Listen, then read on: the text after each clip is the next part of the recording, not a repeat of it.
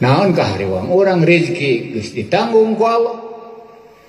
Malah Allah geus dadawuh, li alaika faridatun walaka alaya rizqun, hak kami nu kudu ku anjeun diulik mah kaparduan we.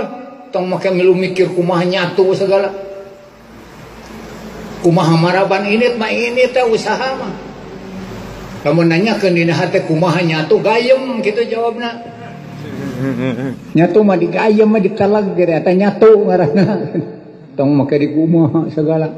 Da Allah nu rek ngarezekian. Da karasa ku urang geringan lamun teh mah nyarane kana usaha eta sakapeung teh usaha nyatu henteu.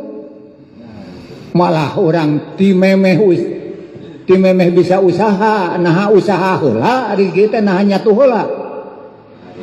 Ti budak teh urang can bisa usaha nyatu heula atawa rezeki heula. Rezeki heula atawa usaha heula. Apan rezeki heula pang ngagedean oge can bisa usaha ge kitu rezeki nah ari geus bisa usaha. Nyarane we kana mun teu usaha teh moal nyatu jauh kitu. Di mana eta? Make kitu padahal anu nyata mah geuningan can usaha ge ti bubudak. Nyatu. Nah, geus bisa usaha mah kadeng-deng kadinya. Tah eta teh kayakinan. Robah. Tanina teh geus yakin ngan dirobahkeun ku saha ku inung bapa atau da dirobahkeun.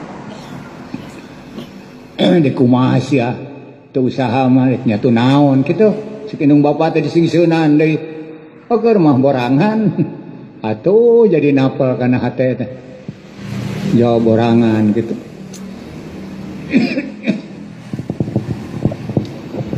Teh teh kurang keyakinan wayahna ku urang ti mana atuh hayang nepi ka yakin teh aji ieu ilmu aqaid aji sing sabenerna sing harti sing sabenerna nepi ka harti ku akal urang geus ka harti ku akal urang jadi keyakinan urang di mana geus jadi keyakinan mah hese disungkal ku ahlu tujuh ge jeung di mana geus jadi keyakinan mah naon ku urang nu dipikasieun naon ku urang nu dipikahariwa boga nu serba maha atuh urang teh seolah-olah ditanggung ku nu maha beunghar mun aya pangabutuh mun aya kasieun ditanggung ku nu maha gagah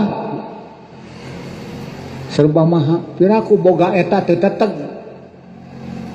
urang ti bubudak boga Allah diucapkeun Allah teh pangeran abdi pangeran teh anu ngurus Rabbul alamin nu ngurus abdi nu ngurus sagala nikmal maula wa ni'man nasir Allah taala teh nu pangsae-saena aturan teh ngatur urang teh Allah urang mah sakadar dugaan Allah mah geus pasti pan dibacakeun ti bubudak teh ngan teu jadi naon teu jadi keyakinan anggar we ngolemar